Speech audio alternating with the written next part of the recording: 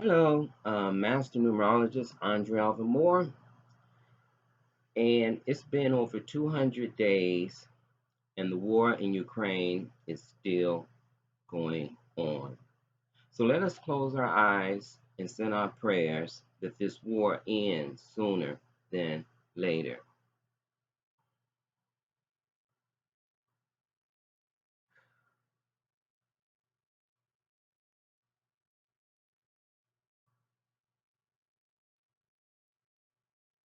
Okay, thank you, you guys. You know, I did a video maybe when the war started over 6 months ago, and I looked at the numbers and I saw that Ukraine vibrated on the seventh level and that Russia vibrated on the sixth level. And I stated that Ukraine will win this war because because God is with Ukrainians, because the number seven rules everything that's spiritual.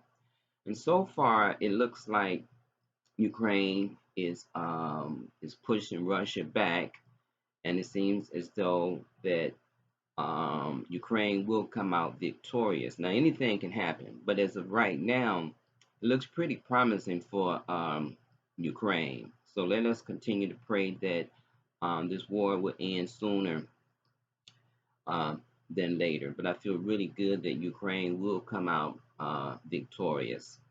Before I start my lesson today, I like to speak on a couple of observations, just quick observations that I was able to observe through over 45 years of me being a numerologist. So, the first piece of information I want to quickly share with you is about Queen Elizabeth II. Now, we all know that she made her transition at age 96. But I would like to share with you some little tidbits that I thought might be interesting to you guys. Okay, so here we go. So Queen Elizabeth was born on April the 21st, 1926, and her birth cycles will be 4, 3, and 9 because April is the fourth month. The 21st, when you add those two digits together, 2 plus 1 is 3.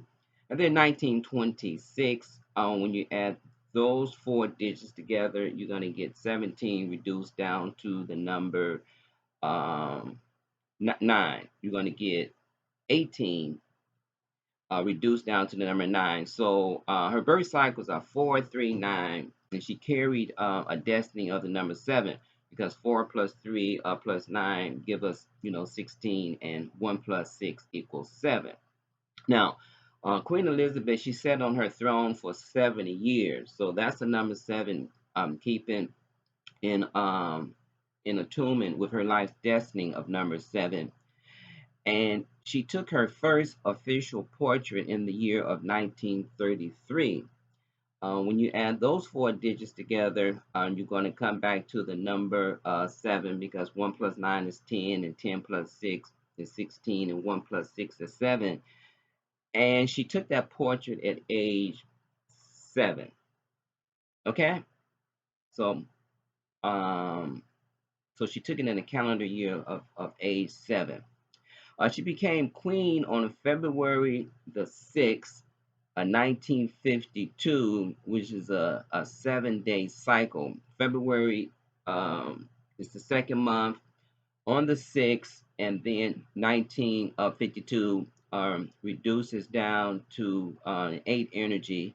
So when you add those three numbers together, the 2, the 6, and the 8, you're going to come back to 16, and 1 plus 6 is 7. And you also see a number 7 energy on the year that she became the queen, 1952. If you look at those last two sub elements, the 5 and the 2, makes the number 7.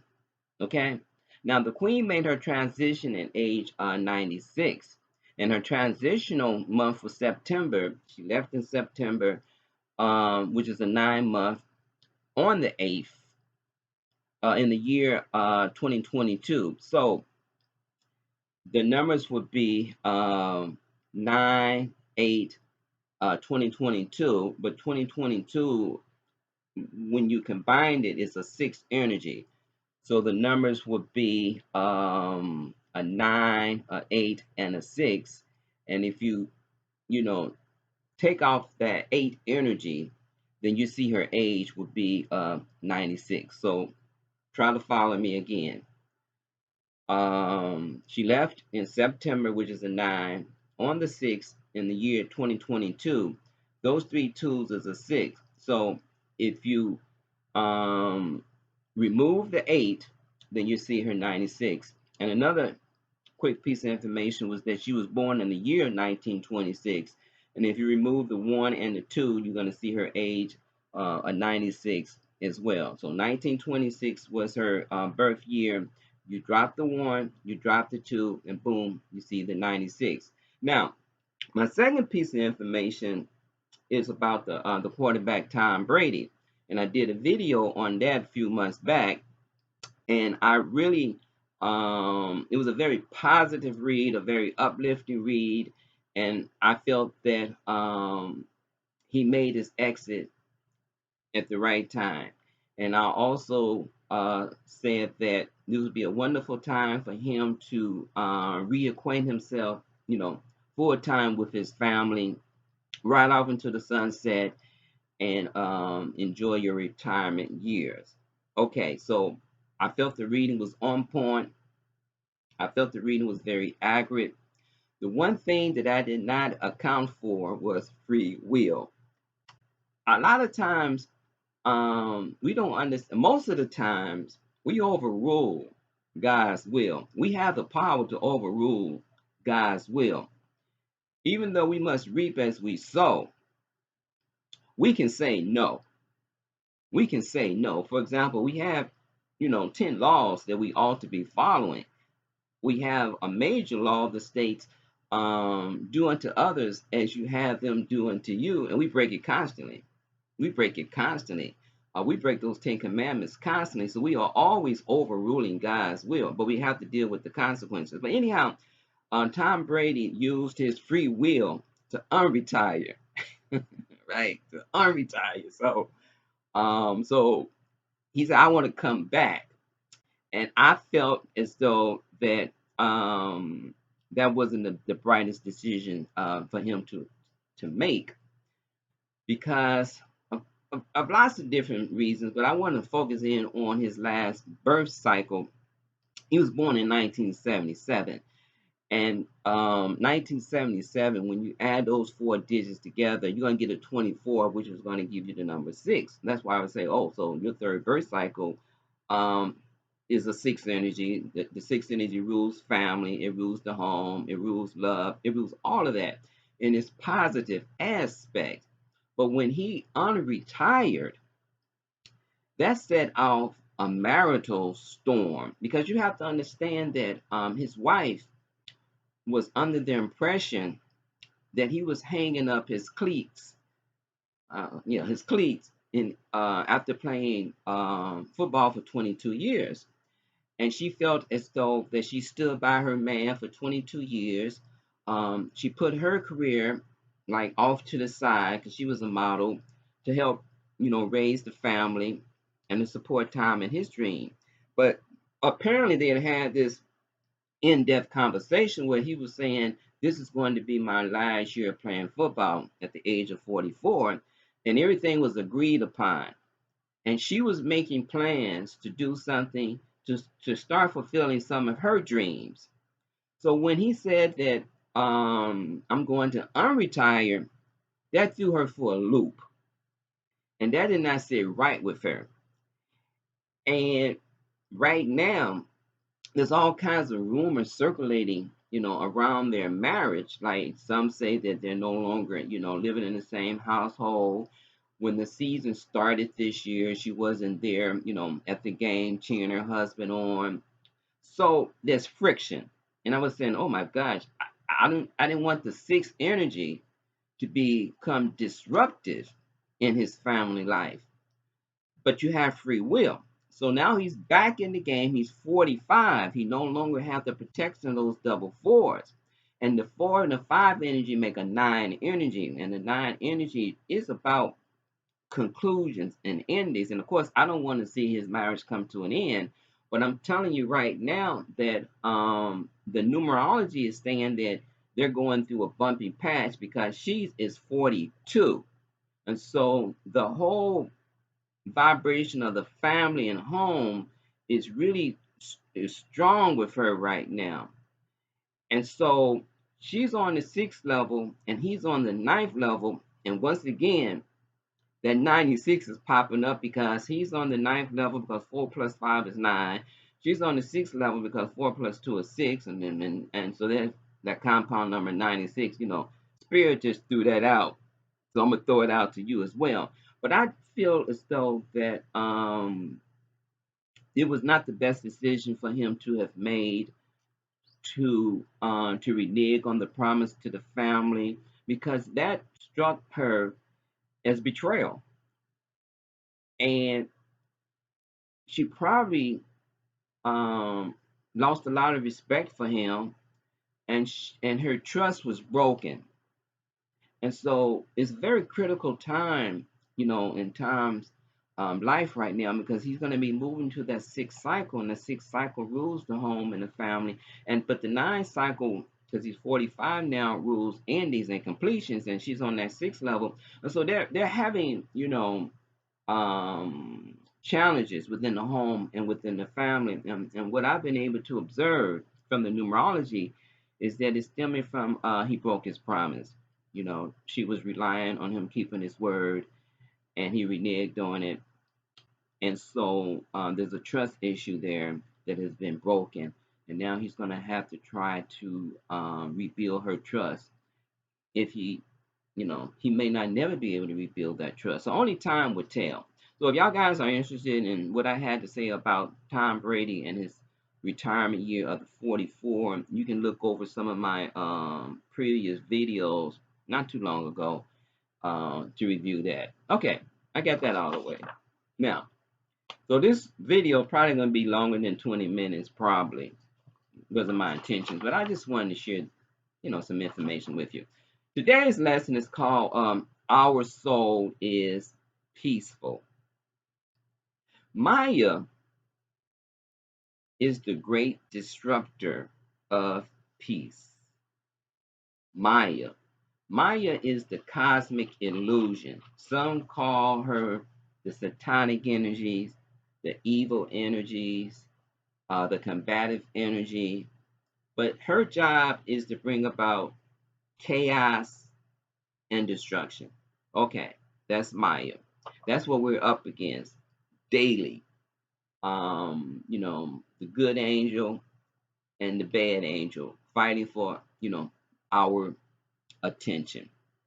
And so Maya is at the root of our uneasiness, of our diseases. She's at the root of everything that is not of God. So we don't embrace reincarnation in the Western world. In the East, they're a little bit more open to the concept of having life, dying, and being reborn again. But in the West, not so much. So we don't embrace reincarnation in the Western world. And this is an epic piece of stone missing from our understanding of truth. It's like a chapter missing out of a great book, your book, the book of life. Reincarnation fills the gaps, answers questions, solves problems, and completes the picture. It's a bridge that connects one life to the next. This bridge can allow one to travel more easily into the next life. So reincarnation is a major piece of the puzzle that's missing from our lives that can explain a lot of the things that's going on in our world. But if we don't embrace the fact that we are eternal beings moving from body to body that I call a costume, and that you only get one shot at life, and if you don't live a virtuous life, you're going to go to hell for all of eternity. And if you live a virtuous life, you're going to be rewarded with milk and honey in heaven for all of eternity. Then you don't factor in that the why of life. Why am I born handicapped? Why am I born with um extraordinary talent? We eliminate the why because we refuse to understand that we are eternal being that's moving through bodies after bodies after bodies trying to work out our karma. But that's the way we do it in the West. We reject reincarnation. Now, if at an early age you were attracted to drawing, I used to be a teacher, and some of my students was first graders was just extraordinary artists. I was like, my gosh, I used to give them assignments in art just so that I can admire their work, and I wish I would have kept their work. I mean, it was just brilliant. I just saw it that they had the talent, and one of my students is growing up to be a world-renowned artist, but I saw it in first grade. So, if at an early age you were attracted to drawing, it came easy for you, natural.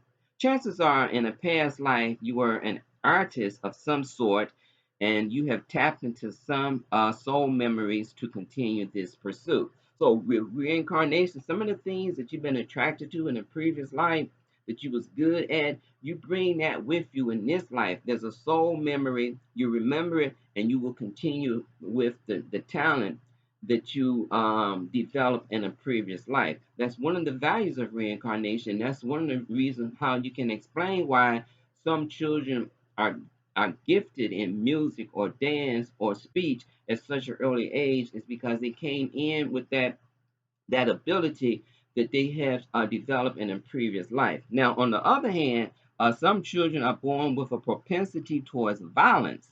Now, where does this violent tendency come from? A child is too young to have picked it up in this reincarnation. He must be tapping into soul memories of his evil and violent nature from a previous life. So I also observed this, as a teacher. I would have some children, they just was just prone to violence. They didn't have to be provoked. They would just jump up and slack a kid, or they'll take a pencil and start jabbing at another kid. They just had like very strong tendency to want to be disruptive at a very early age. I also saw it in kindergarten and as early as preschool. Like some kids would just spit on other children. So they could not have learned this type of behavior in their present incarnation. They're tapping into ways that they had developed in previous incarnations, and they have brought that soul memory with them in this present incarnation. So let's go on.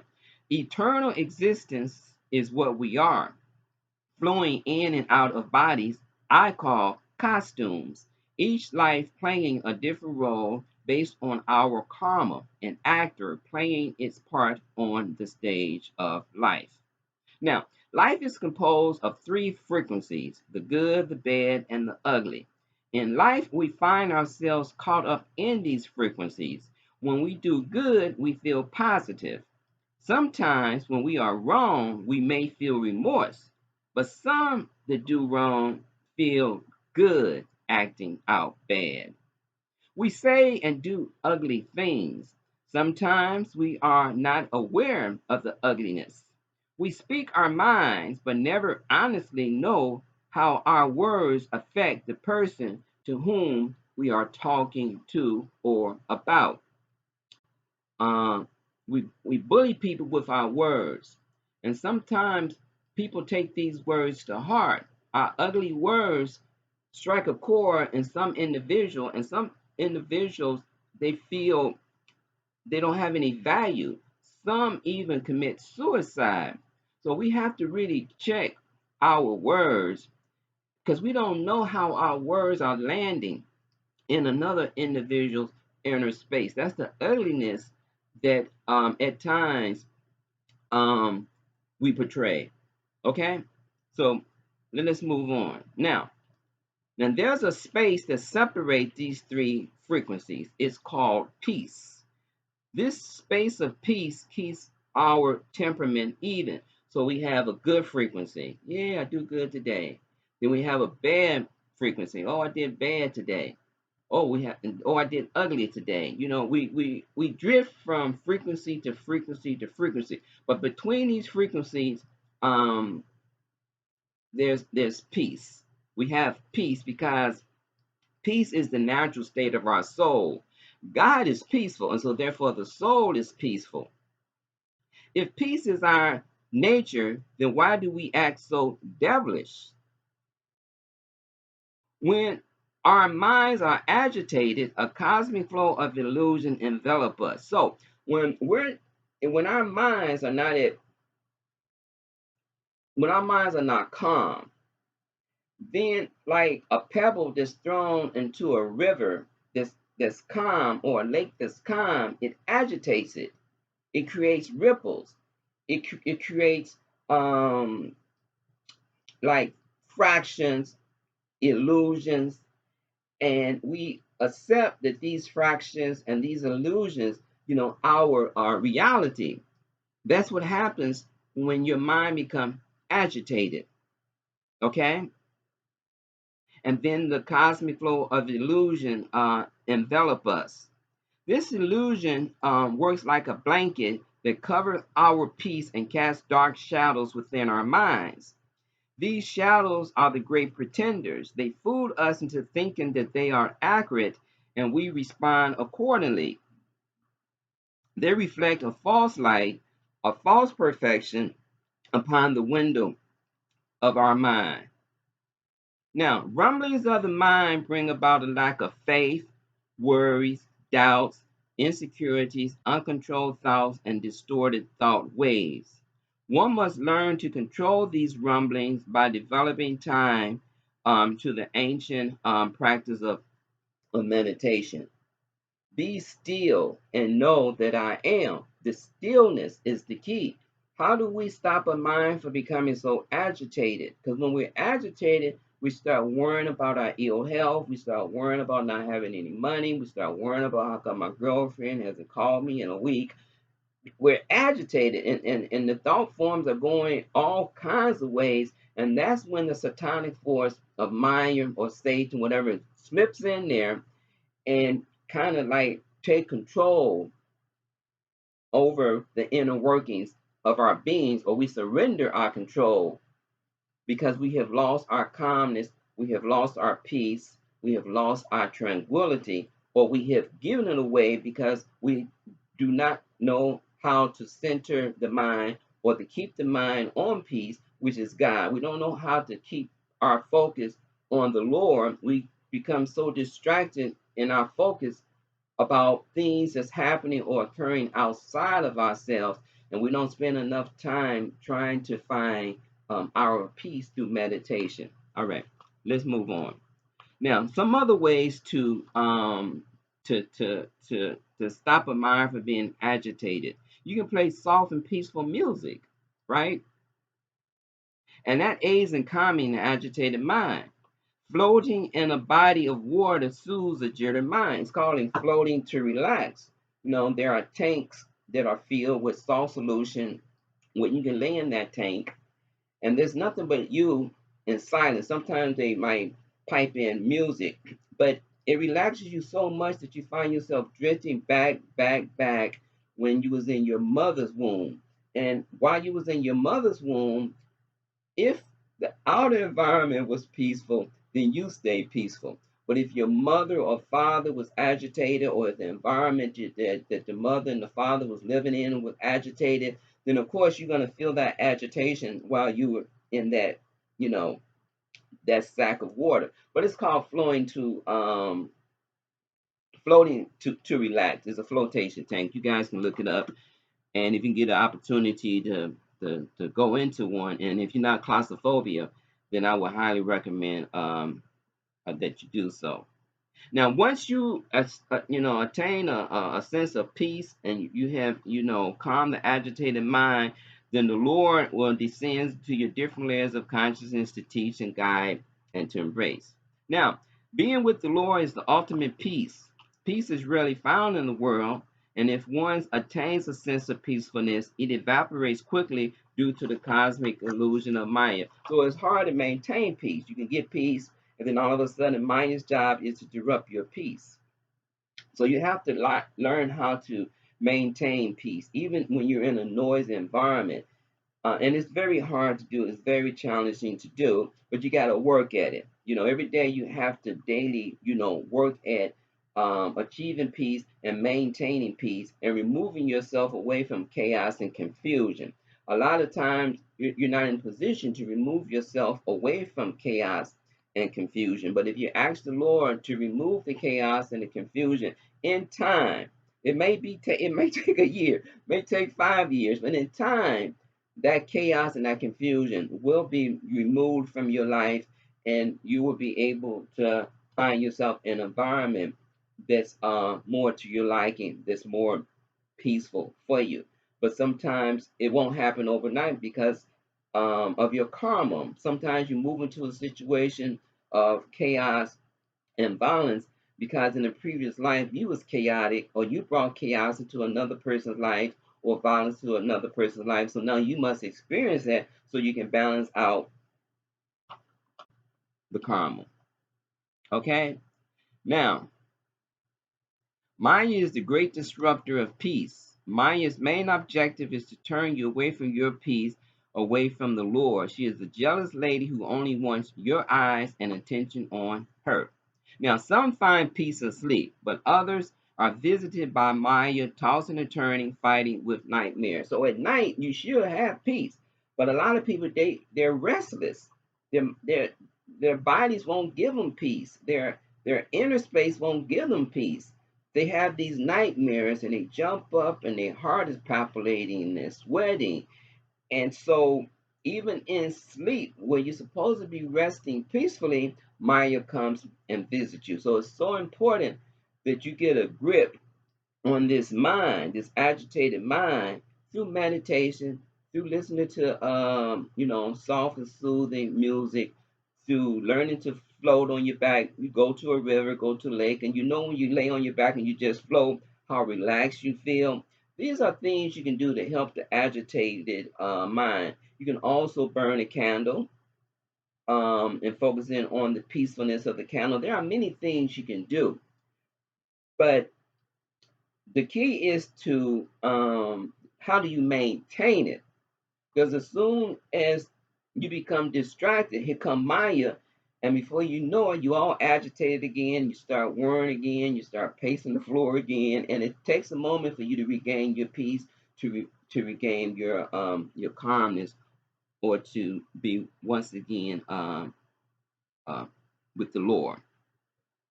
Okay, so most instinctively crave states of peace. Most of us want to live a peaceful life, but it only takes one bad apple to bring chaos and confusion and distortion, which can destroy peace. Once again, when I was a teacher, my classroom would be flowing peacefully. Then all of a sudden, one kid would get up and sock another kid, or another a kid would pick up an eraser and pop another kid on top of the head with the eraser, and before you know it, the classroom is in confusion and chaos, and there's fighting and they pushing and they shoving, and Mr. Moore, he did this to me. Mr. Moore, he took my piece of paper. It's like, okay, here we go, right? So um, only one bad apple can disrupt the whole flow. So you got to be very careful who you surround yourself with. You have to be very careful the type of environment that you may lead yourself into. So you got to stay alert. You got to be, you know, on your P's and Q's. So, um, so the word peace contains 5 letters. So for peace to descend, one must first learn how to become free from cosmic illusion. And I gave you some examples. Learning to accept you are made in the image of the Lord. That always helps. Instead of identifying yourself as a sinful individual, just identify yourself as a soul, that you're part of God, and your natural state is of peace. If you can just hold that truth that I am a child of the Lord, I am not a sinner, I am peaceful, speak positive affirmations, those things will help. Okay? Directing your thoughts upon this truth would help to keep Maya at bay. Mentally refrain from ideas that cast your consciousness into darkness. Don't be telling yourself that, don't nobody love me.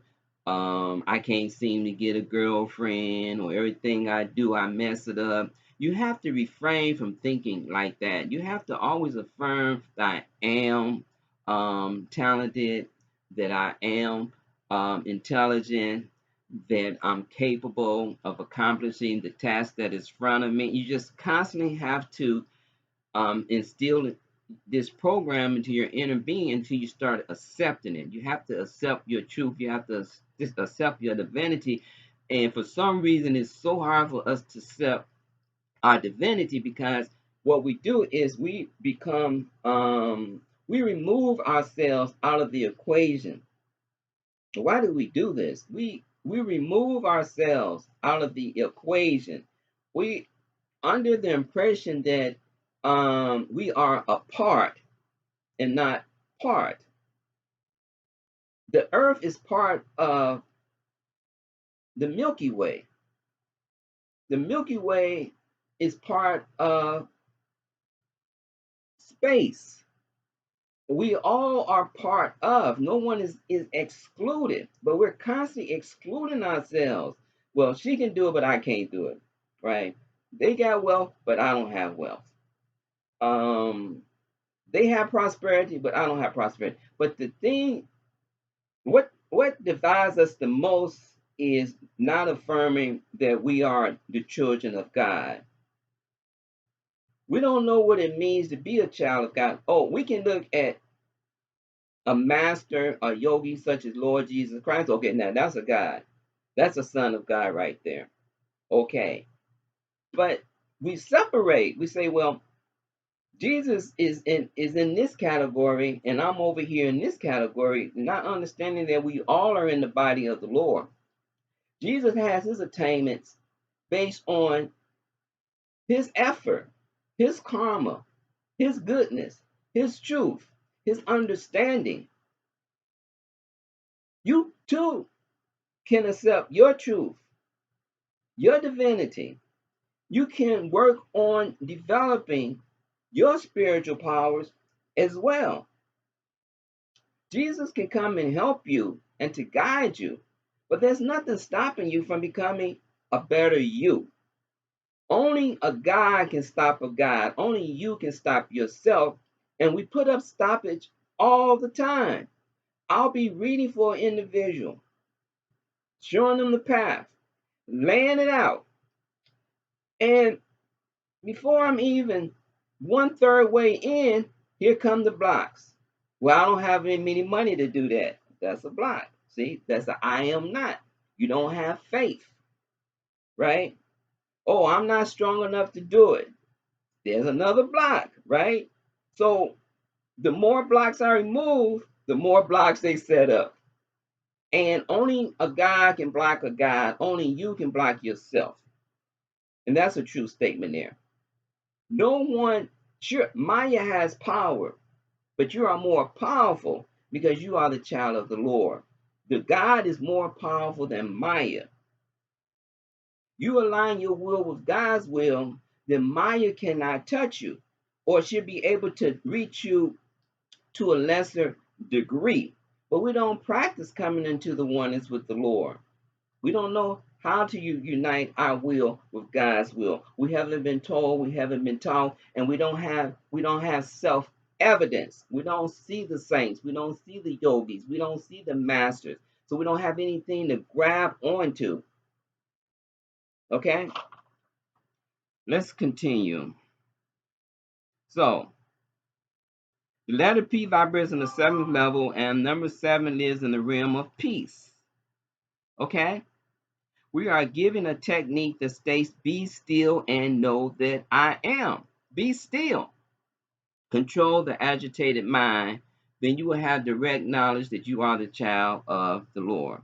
The power to bring your mind into a state of tranquility, or to direct your thoughts onto a higher plane of awareness. Focusing on statues and pictures representing holiness helps to calm the mind.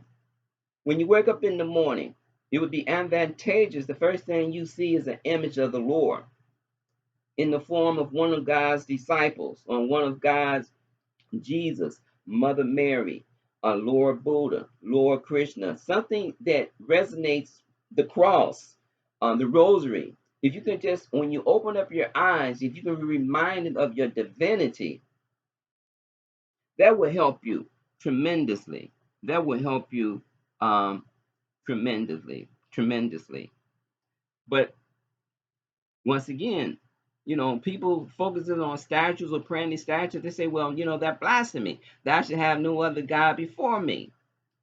Then people say, well, it's wrong to, to bow down to a statue.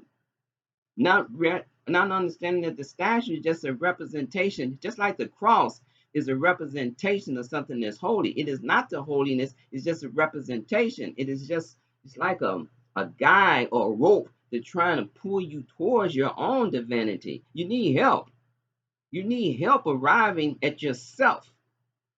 It's almost impossible for you to arrive to your kingdom on your own. You need assistance. You need help. That's why God has created psychics and prophets and yogis and swamis. God realized that it is not an easy task, but a lot of times we reject, we reject, we reject, we reject, right? We're still into the ego of I. It is I that do it. We do nothing. The Lord do all things, but we under the impression that it is I, it is I. Instead of getting out of the way and let the Lord become the doer, we want to do it and we don't know how to do it. We don't know how to do it.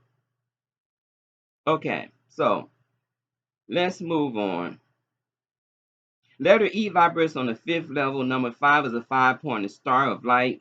Once again, the yogi saying if you concentrate in your third eye, eventually you will see a star.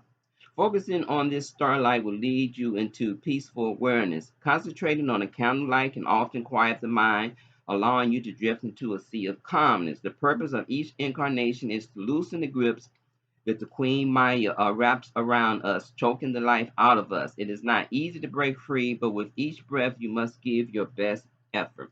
Letter A vibrates on the first level. Number 1, to thy own self be true. But what is truth? One man's truth is another man's poison.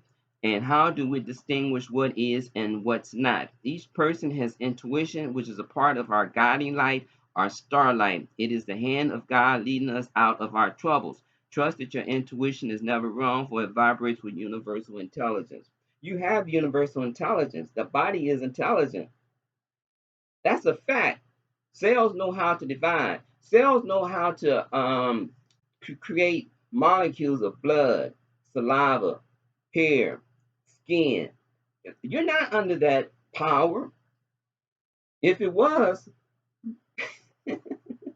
you be able to, like, grow your hair how you wanted to grow it. Or if you lose your teeth, you be able to, regenerate your teeth or regenerate your body. The cells know how to do it. The atoms know how to do it. The molecules know how to do it because it has God's intelligence. So your being is of God. So you have God's intelligence. You have access to God's intelligence. But you have to accept it. Okay? Follow your intuition. Letter C vibrates on the third level. Number 3 is the sweet harmonic sounds. In all cultures, vibrates to the rhythm of the nation. Each voice makes the sounds of peace or discord. What is coming from your vocal cords? Are you singing the praises of the Lord, or are you condemning and damning? Your choice. How are you using your vocal cords? Are you praising or are you cursing? Are you in tune or are you out of tune? Your choice, your responsibility. You are the God of your creation. Remember that. Let's move on. The letter E is repeated twice in the word peace. The letter E vibrates on the fifth level. These two fives blend into number 1. Does one salvation depend on another, or does it rely on ourselves? We live and die from the choices we make. A person may create a world filled with hate or peace. Why wait on another? What can we do for ourselves? Why would you let another rob you of your peace? Once again, you are the child of the Lord. But we so busy looking at this child of the Lord, or critiquing this child of the Lord, or critiquing this child of the Lord, instead of focusing on your lordship. What kind of person are you? What kind of person are you becoming? What kind of person is emanating? How's your spirit? Don't worry about another person's spirit. Concentrate on your spirit, and then everything else will fall into place. But we are so aware of what somebody else is doing, but we're not aware of what we're doing. We're not aware of what the individual's doing, right? We're so quick to judge another. Judge yourself. And when you find fault, clean it up. Let's move on. The number pattern for the word peace is 75135 and vibrates on the 21st level, reduced to its core number 3, the voice. Peace is a rare gem that most do not possess. We surrender our peace in exchange for chaos and confusion. We are the children of the Lord, but we have lost our way due to the cosmic illusion called Maya. We must find our way out of this wilderness state to bring us back to peace. So, your nature is peaceful, and you must ask yourself, if you're not at peace, why not? And what must you do to regain your peace? And do you value your peace? Or do you surrender it so readily, so easily? Do you let another come into your life and disturb your peace? Or do you guard your peace? For your peace is of God. Your peace is a reminder God is peaceful. What you see in the outer world is Maya, which is not peaceful. And that's her job, though. Her job is to hit you in the mouth and knock you out. That's her job. And she's very good at her job. Your job is to sidestep that and maintain your peace, maintain your composure, and to understand that it's just a cosmic illusion, it's just a cosmic play. Don't take it too personal. Don't take it too personal. If life puts you in a position where you kill another person, you've taken it too personal. Self-defense is one thing. But even with self-defense, if you live in a righteous life, and if you've lived a righteous life in a previous life, you're not going to put yourself in a position where you have to be defended or you have to defend it. Understand that things come to you because you brought them to you. Maybe not in this life, but in a previous life. And that's why I said about this whole abortion thing. A lot of times people don't understand that a person that aborted a child is paying off the debt because they was aborted. But because we don't dive into metaphysics and we don't dive into our inner self, we only reacting on the outer world, and we creating so much chaos because we don't know who we are, and we don't want to take the time out to get to know who we are because our society don't give us the time. You got to steal time. And I've said it before. Give unto Caesar what is Caesar, and give unto God what is God. You're not giving God 8 hours a day. You're giving that job 8 hours. You're giving your family 8 hours. But when you're going to give some time to the Lord? You're not. So you got to steal time. Your day starts at 6. Get up at 4. Give God an hour and a half, and then you're going to see your life turn around so quickly. Give unto Caesar what is Caesar, but give unto the Lord first. Put on a full armor first, then go out and deal with Maya. Don't go outside and try to deal with Maya and you don't have your meditation suit on, because she will eat you up alive. She takes no prisoners. So, until the next video, peace.